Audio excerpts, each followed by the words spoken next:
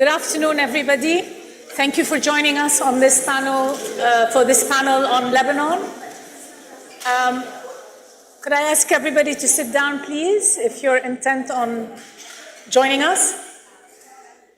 My name is Maha Yahya. I'm the director of the Malcolm H. Kerr Carnegie Middle East Center in Beirut. Thank you to our colleagues in ISPI and to the Ministry of Foreign Affairs for partnering with us on this panel that will be looking at the challenges that Lebanon is facing.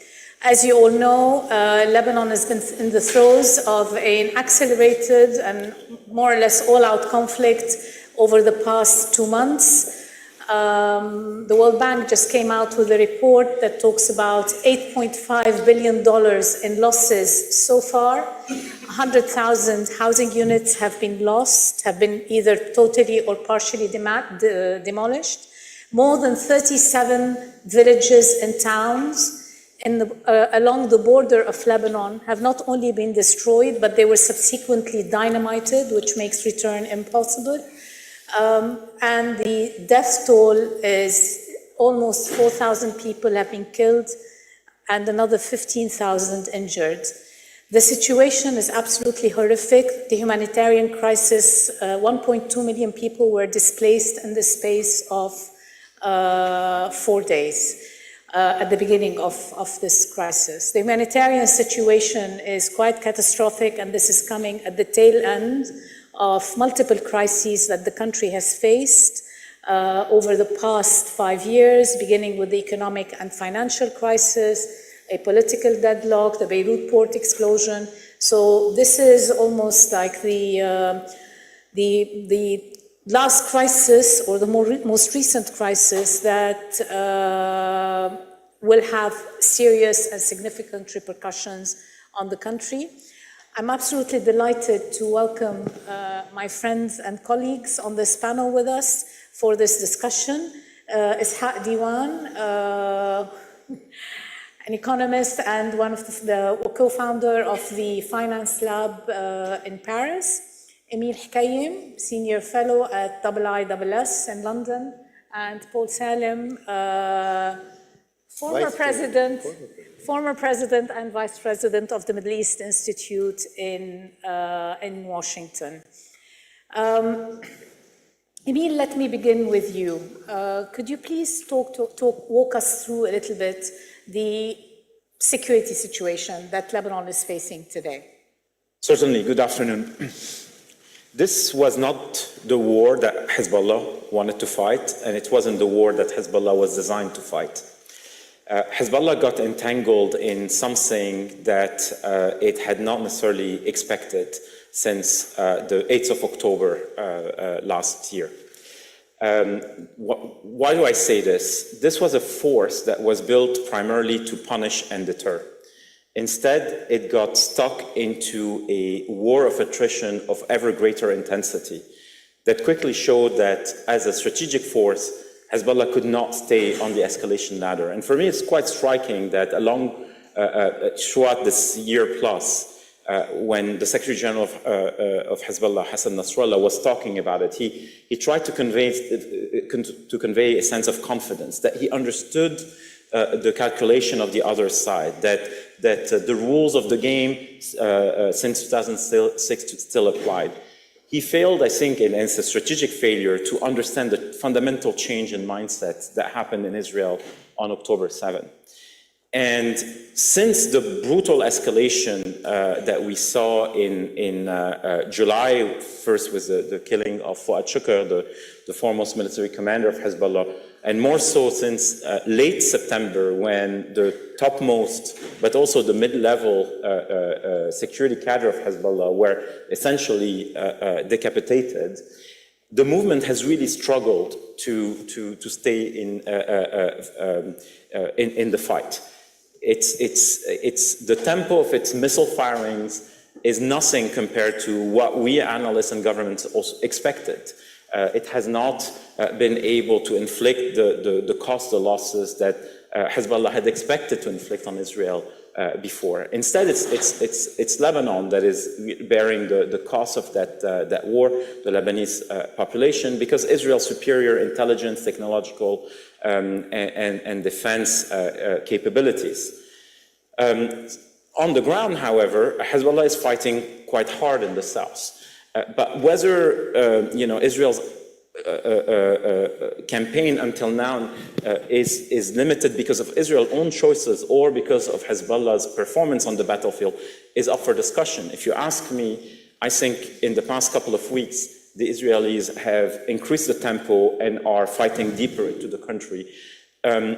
I think because they have a strategic design, which is to essentially depopulate as much of the south as possible, and then, push back, just as they're doing in northern Gaza or other places in Gaza, just push the population further north, and essentially, immunize itself to the extent possible.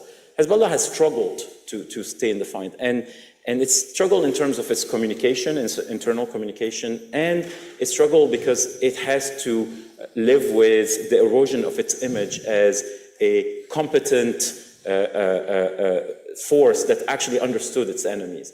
So very dire situation at present, and for Lebanon, there's no other way out than this, ceasefire at the moment, and that's where the Lebanese are struggling to put ideas on the table. I mean, just on the security issue before we move to the political, one repercussion of this breakdown in security, and we were already seeing a breakdown in the security as a result of the economic and financial crisis, erosion overall in Lebanon, even the capacity of the Lebanese army to pay its own forces.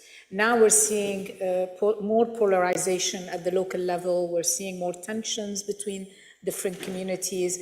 Also, partly the tactic that Israel has been adopting in terms of targeting buildings in areas that we thought were safe or were presumed to be safe. So how do you see this evolving in a sense? That's a huge challenge in the immediate and medium term, which is that the Lebanese armed forces, on which so much depends, is going to be asked to deploy in the south and contribute to maintain peace and stability in a country where there are tons of tensions and divisions internally. So the Lebanese army has mostly been a domestic security force, not necessarily... A national guard. Exactly, a glorified national guard, but not really an army that can control its borders, that is able to be deployed, projected. It really depends on this political consensus. So that pressure on the LAF is going to be key in the next phase. If we ask too much too quickly of the LAF, without providing it with the support it needs, the financial, material, and so on, we risk breaking that one tool because it will be quite exposed. The Lebanese constantly go to the LAF as if it were the savior. It's not the savior. You need a political settlement, both with Israel in terms of the ceasefire, but also domestically to shape the new phase. Okay. Well, let me turn to you with a question on the political challenges and where we are today. Well, thank you, Maha, and it's great to be here. We're dealing with a state which has been semi-collapsed for a very long time. Both collapsed from the outside and collapsed from the inside.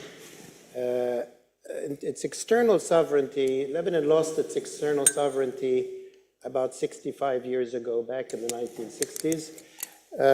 First, under pressure from Egypt to give the Palestinian, the PLO, military power in Lebanon. And then Syria became the external sort of dominant player. And over the last decade and a half, it's been Iran. So Lebanon has not and does not have a current pathway to regain external sovereignty as a state.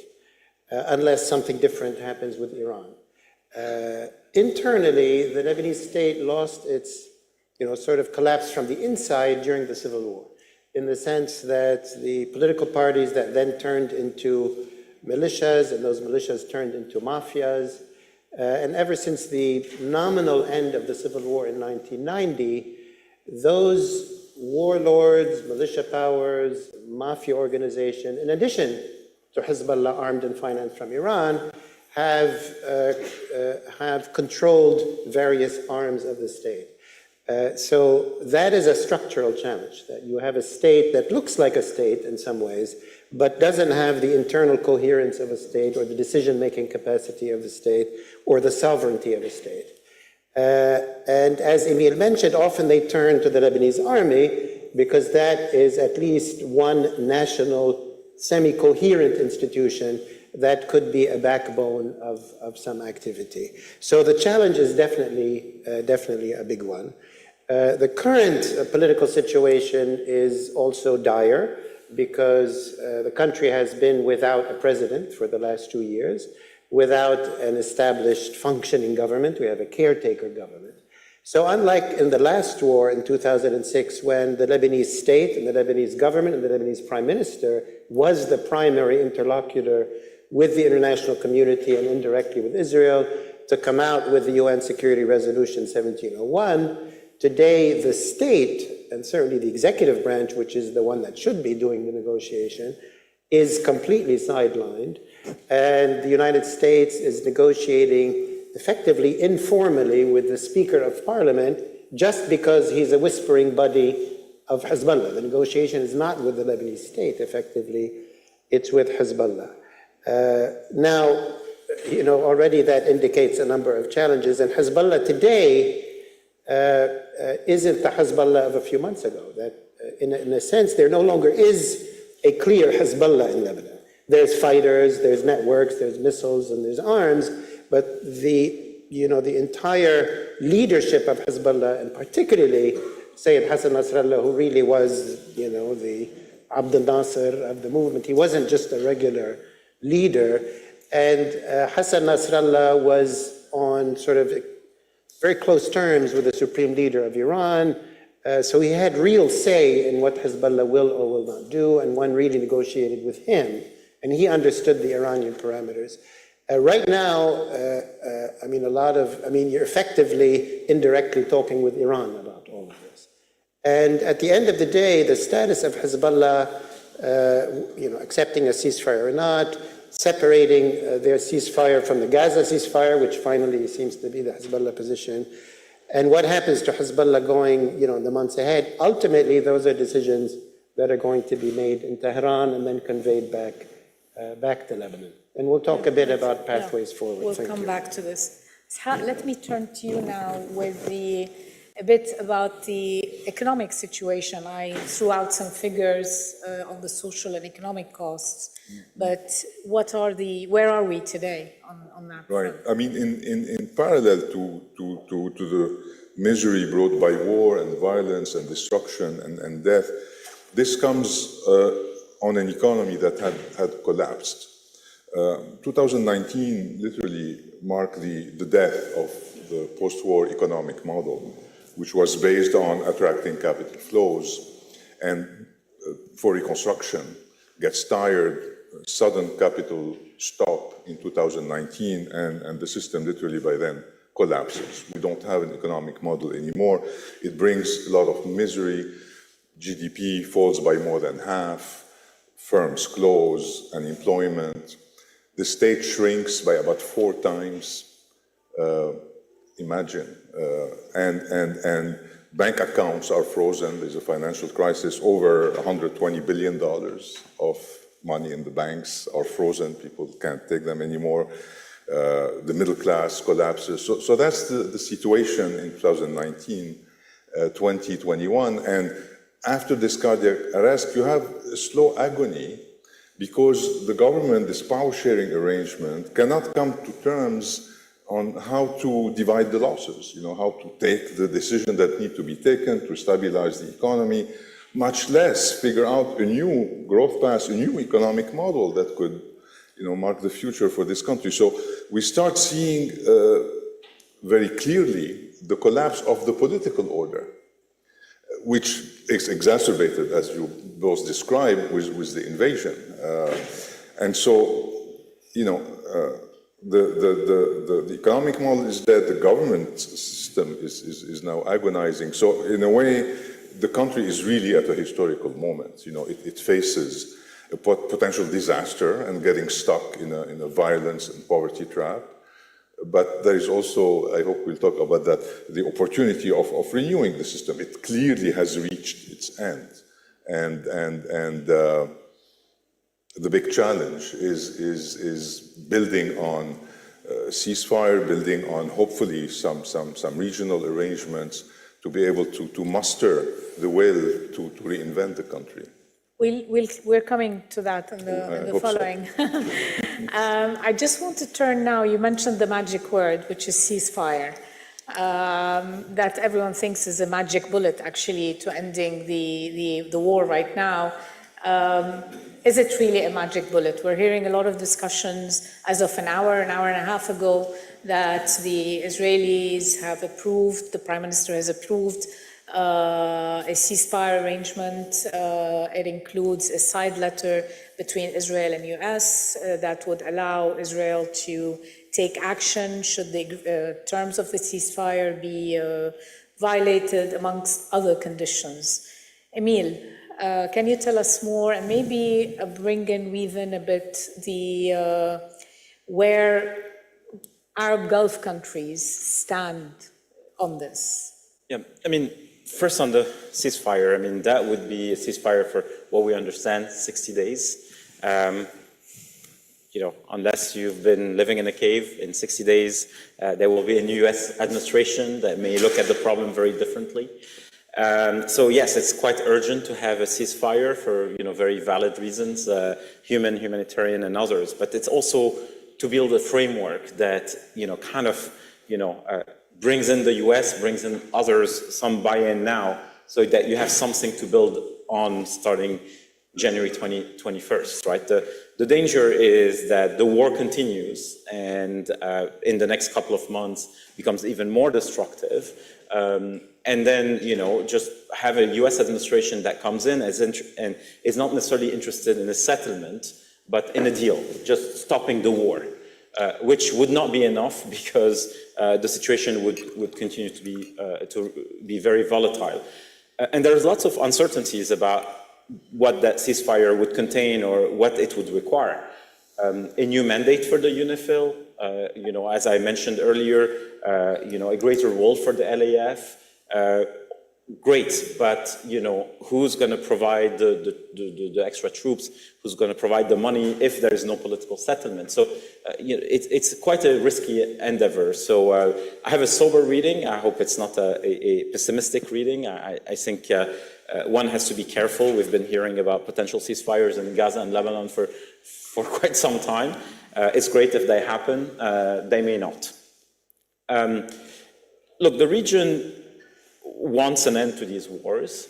They don't necessarily have a great idea about how to do it. There's a number of states, actually all of those states have said, put on track a Palestinian statehood and, we'll sign with Israel, and that would presumably include Lebanon and so on. But the region doesn't want to own those crises. They're tired. They don't know how to do it. They've lived through, the wars in Syria, Yemen, and so on. And in this particular war, the Lebanon one, they feel this is largely a Western responsibility and an Iranian one. That, the Arab states, they've tried, in the past, they put a lot of money, they put political capital, they took some risk, nothing works. So, Israel is backed by important Western states, and Iran is the other one. So let them do that. I think, I'm simplifying. What I'm trying to say is that they don't want to own that war. We're not going back to, in the case of Lebanon, Ta'if 1989, where the Saudis essentially orchestrated with US backing, this big settlement and so on. Obviously, this is an interstate war. They want the others to figure it out. And if there is something that is solid, then perhaps the Gulf states will reconsider supporting Lebanon. But there is a lot of ill will towards Lebanon in the rest of the region, in the new elites. It's a country that has taken a lot of time, money.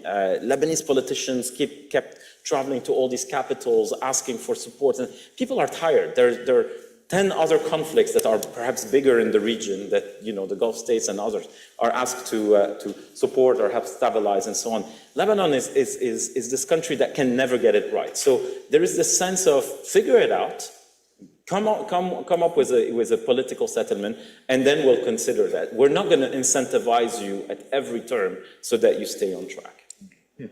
Paul, again, on the ceasefire talks, and maybe the perspective from Washington, as you would see it, we're in the middle of a lame duck administration. Many had thought that we would not see a ceasefire in Lebanon until January 20th. So it's interesting that this could happen now. Can you perhaps say a bit more about this? Yeah, I mean, we remain, you know, fingers crossed that it will actually happen, but Yeah, it's looking don't say better. until the fat lady sings, basically. Yeah. It's also, I mean, the driving forces are the players, which is Israel and on one side, Hezbollah, Iran on the other. As Emil mentioned, this is not where Hezbollah or Iran wanted to be. It's a huge, massive miscalculation. Sounds a bit too clinical for what is, you know, what is going on. But they've wanted a ceasefire for a while. They wanted to link it to the Gaza ceasefire. They've drawn down on that. For Israel, their goals in Lebanon are different than those in Gaza and potentially the West Bank. And they've made those clear over months of negotiation. They want Hezbollah out of the area south of Litani. They want Hezbollah degraded, which they're doing themselves. And they want Hezbollah not to be rearmed in a major way after the war ends. And they want a reliable mechanism so that when the ceasefire, if the ceasefire is in place, that there's a way to make sure that it is not violated as it was after 2006. So those two players seem to be fairly serious about wanting to get to a ceasefire, which is why we have it. On the US side, obviously, the Biden administration has been trying feebly to get a ceasefire for the past year. And when Trump, even before he was elected, but even on the campaign trail, he kept saying, messaging to Bibi Netanyahu, do your wars, win your wars, I'm with you, but finish your wars before I come to office. And I think that message was reinforced both publicly and privately to Israel, to Bibi Netanyahu.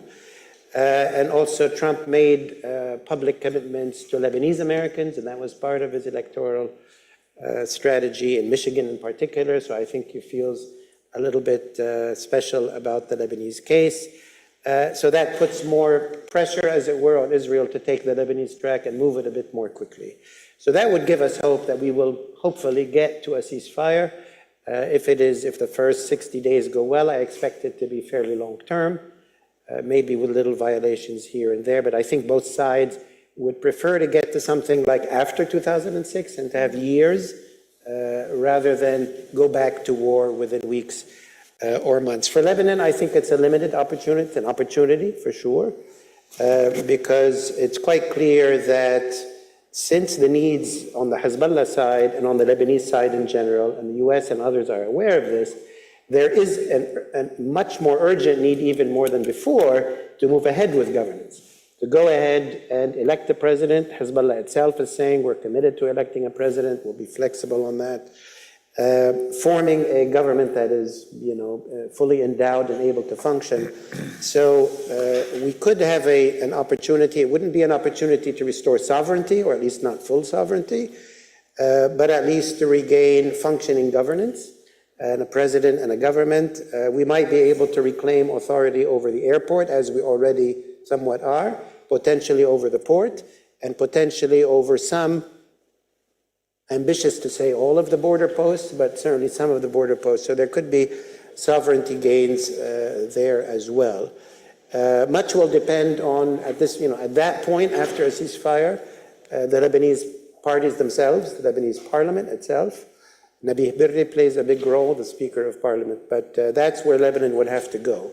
If Lebanon has a credible president who's nationalistic in his position, not beholden to Bashar al-Assad or Ali Khamenei or any of the Arab countries, but is a strong national figure with a credible record on cleanliness and not corruption and so on.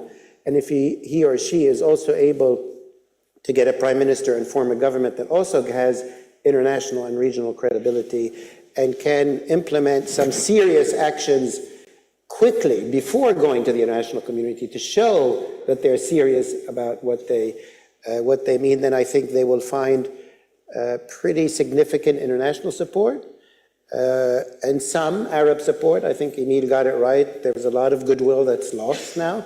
They don't believe it until they see it. Also, the Gulf is no longer a political, is no longer in the business of political cash or just we'll give you cash and do something. They will invest, and they have tons of money to invest if we have the proper governance and then banking and investment. So there is room for hope, limited hope, let's call it that.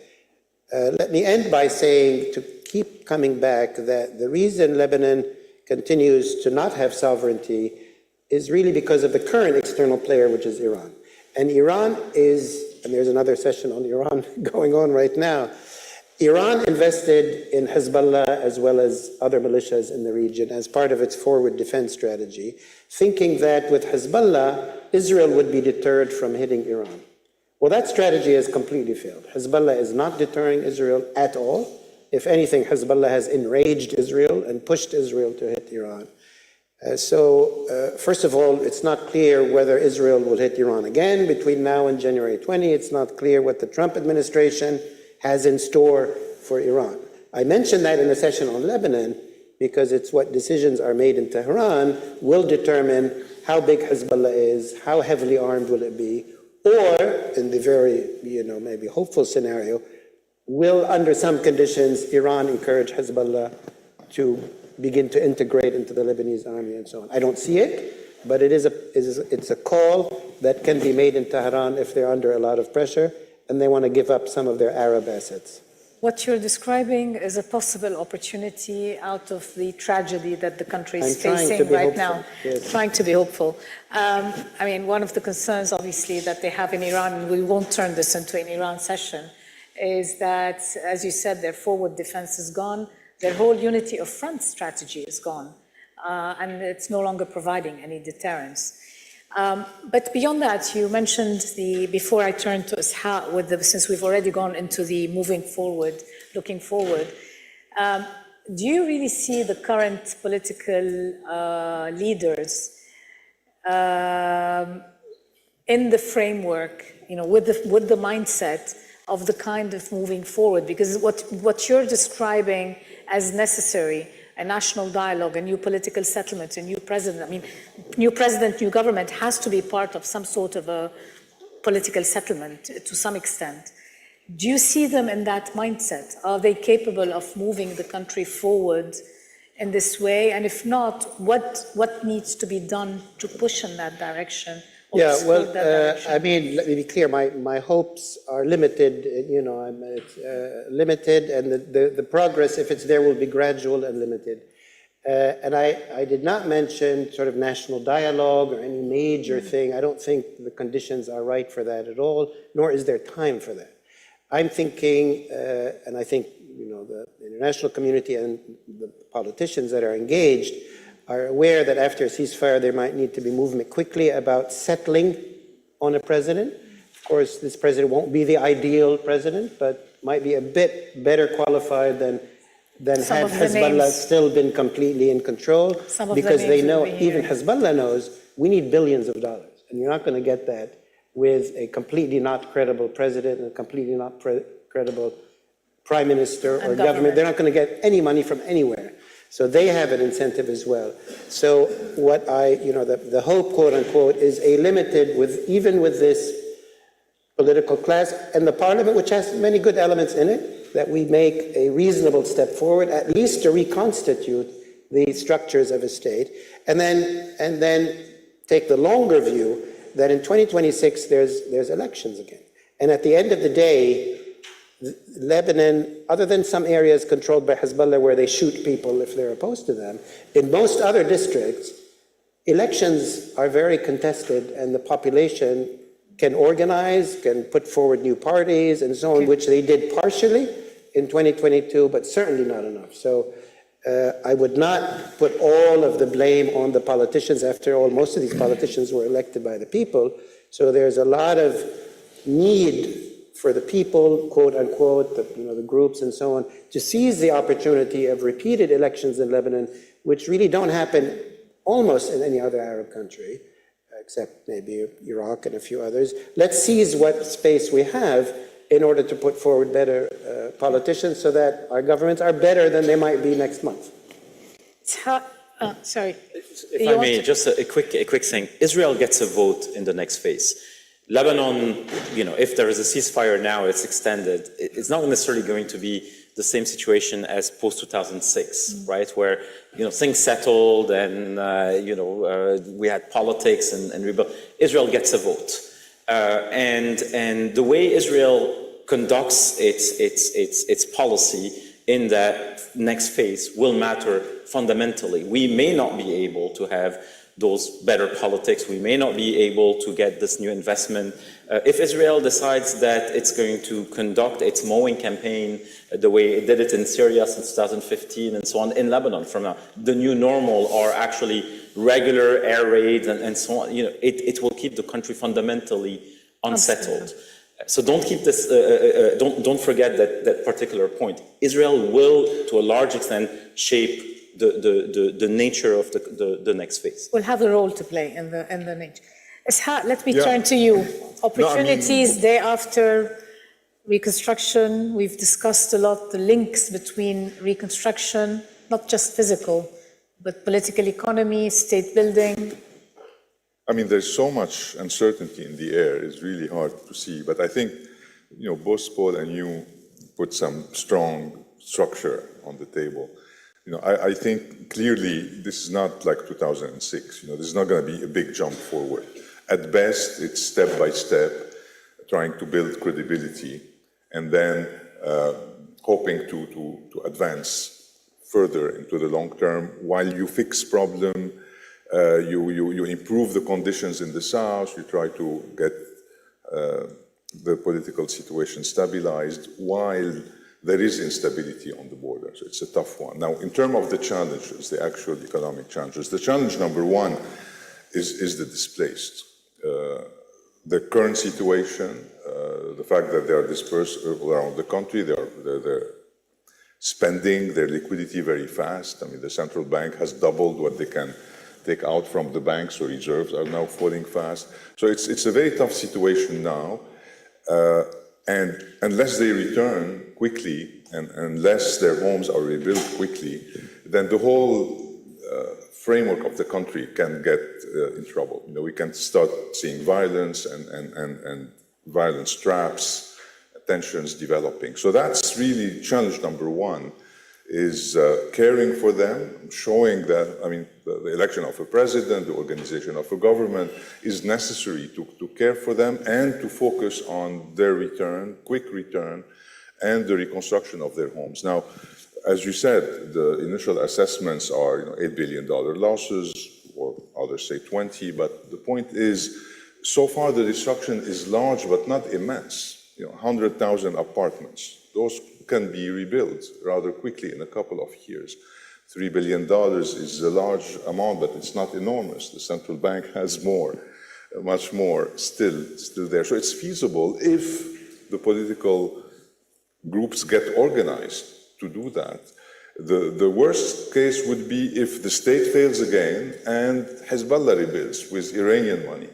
Then, that's the defeat of the state. So this is the opportunity, step by step, to start rebuilding credibility and to also rebuild in a better way, in a more open way, to show concern for the Shia community so that it can be attracted back to be part of a national offer that can work.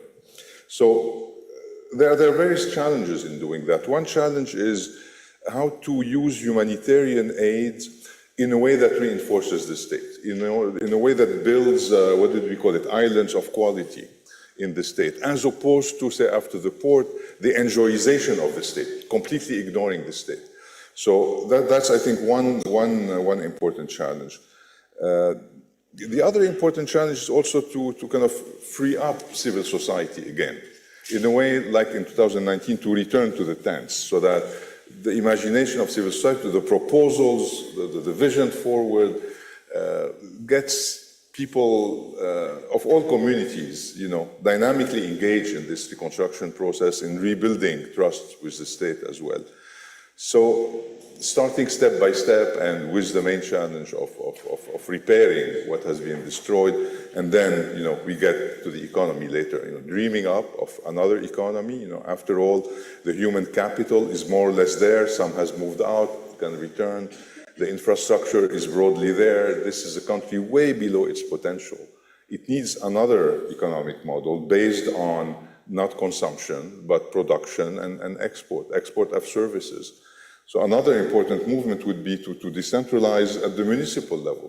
We have very vibrant communities at the municipal level, have much more competition among municipalities to attract talent, to attract companies, so they work there. The big comparative advantage of Lebanon is its culture, its nature, its people.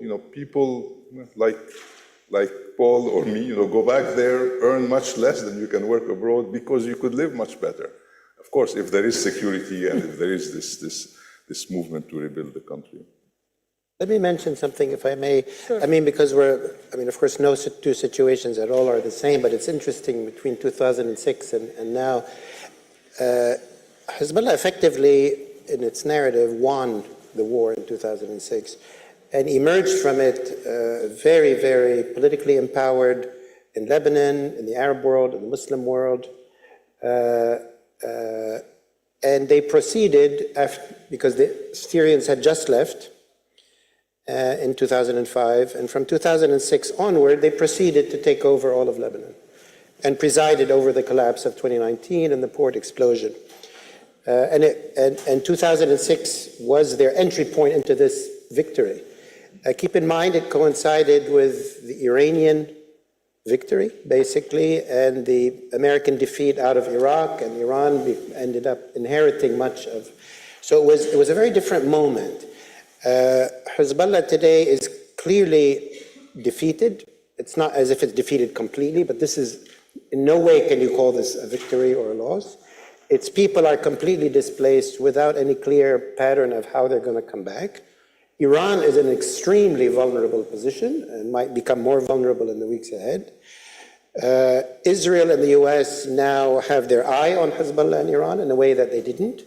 Keep in mind, a little bit after 2006, Bibi Netanyahu settled into a false comfort that it's good to have Hamas here and Hezbollah here. That way nobody will talk to me about peace and normalization, and they're not going to attack, really. They're just there to deter. It all turned out to be wrong. Also, the US and others, including Lebanese, there's the idea that Iran is going to reconstruct the South is not accepted. So this whole issue of who's going to, that's very politically significant. So I do see things as, quite different than they were in 2006, but there's still a lot of uncertainty going forward. I think there's a lot of difference it's very different from 2006, no doubt. But at the same time, that some of the challenges internally, and I'm thinking specifically about the reconstruction, I think that the level of the damage, it's not just the quantity. If you think about 37 towns and villages across the border that have no longer exist, that is a huge challenge. You have a scorched earth policy, that is a huge, which means farmers can no longer, they don't have the economic means. That is another huge challenge. So I think I really appreciate the positive outlook, and I know you've done a lot of work on the economy and what can be done, and I completely agree with you. We have the potential to turn this moment of loss into an opportunity to build a better Lebanon. But the challenges that, as I've heard from the three of you, are immense. The road is filled with minefields, not least of which is worry about the potential disintegration into civil strife I know many have asked about civil conflict or have been wondering. It's more, I think, civil strife at this point, but also the opportunity is there to build something better and brighter. I don't know if you have any last comments, Emile, before we close it? I really don't And want to break the moment of optimism we had. Let's leave it on a given the tragedy around us, let's just leave it on a positive moment and hope that we'll be here next year with you all at ISPI talking about the steps that Lebanon has made and the oasis it's turning into in the region. Thank you. Huh? Exactly, oasis of peace.